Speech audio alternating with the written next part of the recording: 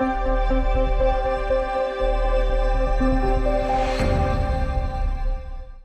greatest individual challenge we face today is how to assure our retirement. We might not all want to retire, but most of us dream of doing so at some stage.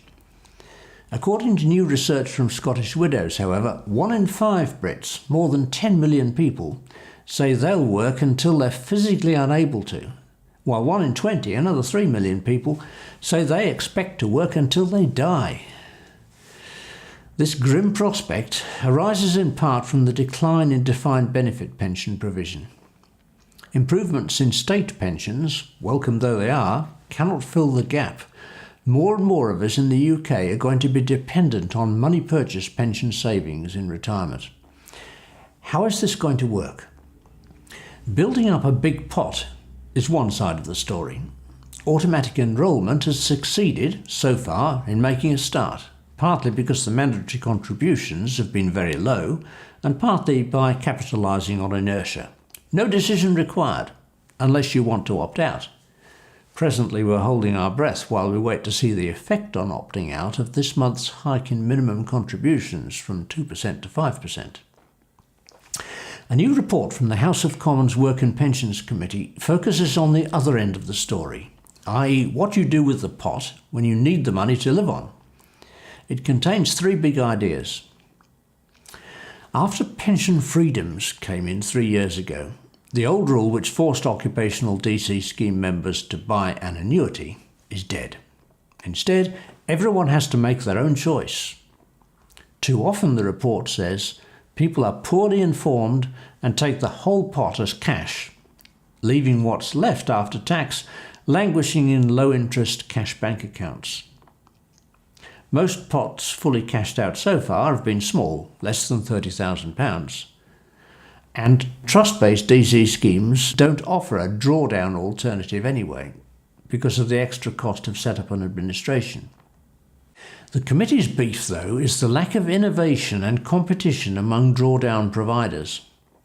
So consumers go with the one they know. The same problem we had with the annuity market, even after the open market option came in.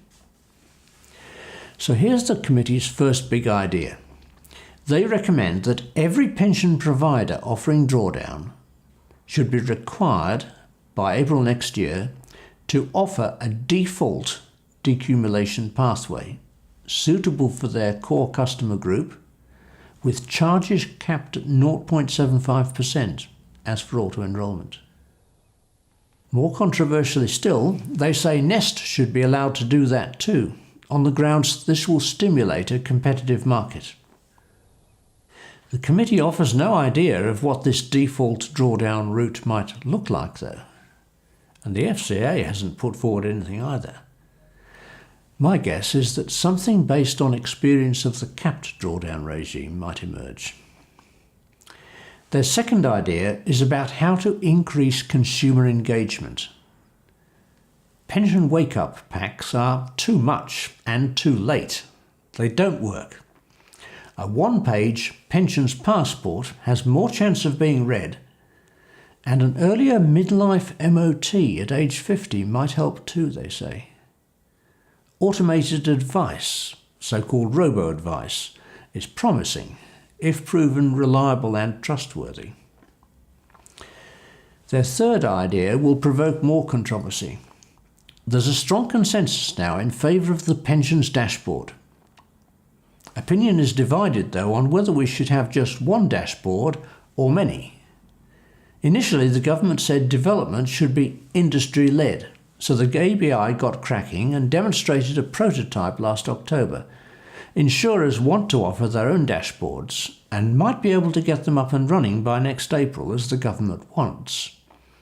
However, there is strong support for a single dashboard hosted by the new single financial guidance body due to be established in October this year.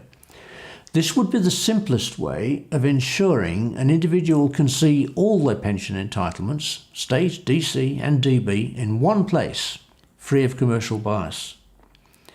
If we've learned one lesson from recent decades, it's that pensions need to be made simple. The Work and Pensions Committee has come out strongly in favour of this. DC providers, in theory, should not have great difficulties, except perhaps in extracting data from ancient legacy systems. And the Pensions Minister has acknowledged that the state pension will be a key component. The committee is absurdly optimistic about DB schemes, though.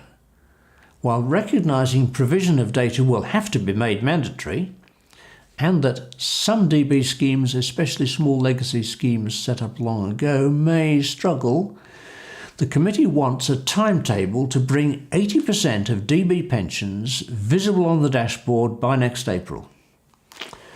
Good luck with that, we might say. And yet the government might have to pay attention. Witness the way they responded to the committee's earlier report on cold calling that demanded quicker action. The government has tabled amendments to its own financial guidance and claims bill to do just that. Click on the link for a more detailed analysis of this potentially influential report from the Work and Pensions Committee. The government has got to ensure people have a smooth path to secure retirement. These three big ideas look positive, but will they be enough?